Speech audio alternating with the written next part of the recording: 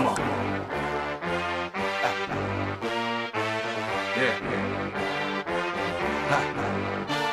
Break down, come on. I grew up in a really lovely community called Camas, Washington.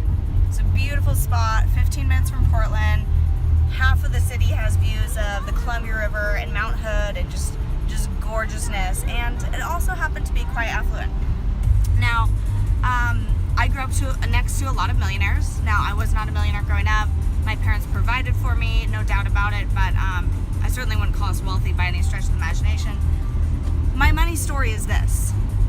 I grew up in a family of 7, 5 kids. My parents supported us. Actually, my dad was the sole income earner for years as a commercial real estate agent, which meant that there were seasons of plenty and seasons of nothing.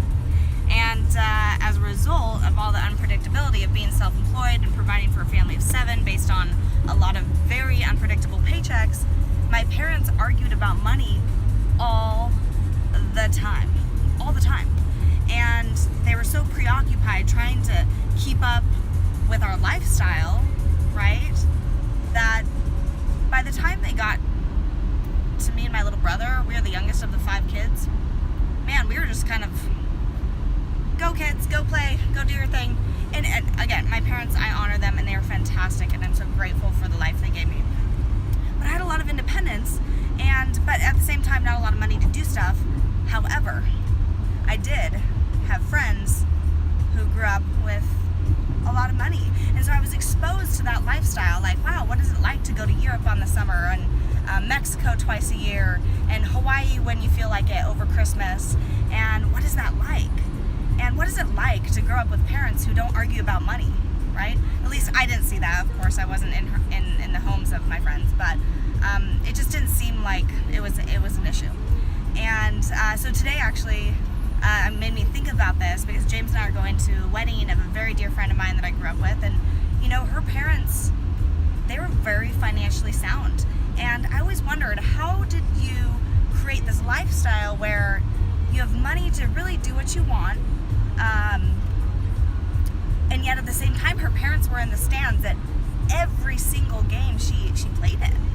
And so that's when I started realizing the power of entrepreneurship, and I knew that being a business owner, it was going to be the only way to provide that lifestyle that I was looking forward to. Hey, by the way, say hi, James. Hi, James. He loves the camera. James and I, we do like a nice lifestyle. We did upgrade to the Porsche for today. I gotta say, I think I'm gonna have to get me one of these. You guys know that song, like, I'm unstoppable, I'm a Porsche with no brakes. Yeah, I mean, ever since I heard that song, I knew I was gonna have to get a Porsche. So after Minnie retires and we have to put baby seats in the car, get me one of these Macrons, or macaroon. Macan. I was thinking about cookies. So anyways, I grew up to the Millionaire Next Door. My friend who grew up very affluent, they were actually the traditional Millionaire Next Door. Like, if you read that book, The Millionaire Next Door from the 90s, that was her parents. They didn't show their money off. They had the same fleet of Lexus cars in the garage for years. They had a boat and a second home, but nothing flashy. And they worked their way there over many years. And that really was the way to become a millionaire in the 90s, was to save and save and save. And eventually you get there. It would be very, prudent with your finances. But nowadays, 2017, we have this thing called the new rich, which is basically, we have this powerful tool called the internet. I have a powerful tool called direct selling. James has a powerful tool called real estate. Now, those were around in the 90s, but super applicable still today, where we could become millionaires very quickly. And that's why I'm excited to keep sharing this journey with you. So I just wanted to share just a little snippet about my story today, where I came from money-wise, and what I was exposed to growing up that made me realize millionaireism is not just for the chosen few. It's available to anybody who's willing to work for it and to be intentional to provide a lifestyle. And I'm just grateful that I was exposed to that growing up. Do you have something to say, honey? I do. You don't have to be a millionaire to have a Maserati or a Porsche or wear great clothes. You just have to have a good monthly income. That's true. And it has to be greater than what you spend.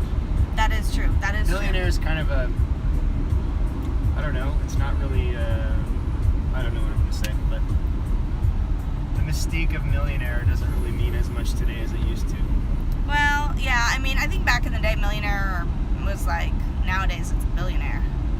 Yeah, I mean, it's getting there. I mean, I just checked and they released numbers from recently, and do you guys know that Bill Gates and Jeff Bezos are 90 billionaires? Their net worth is 90 billion. What happens when you hit 100 billion? Is it 100 billion or is that a trillion? No, 100 billion is still 100 billion. Hey, do you think we'll see trillionaires in our lifetime? It's possible. At that point, though, it's like, I mean, you can never even probably spend $500 million in a lifetime, so Yeah. what's the point, right? I mean, my personal long-term goal is to have a net worth of 50 million. But first, we're on the quest to conquer this 4-minute millionaire. So anyways, that's hi from Angie and James today. Thanks for tuning in. We'll be back again soon.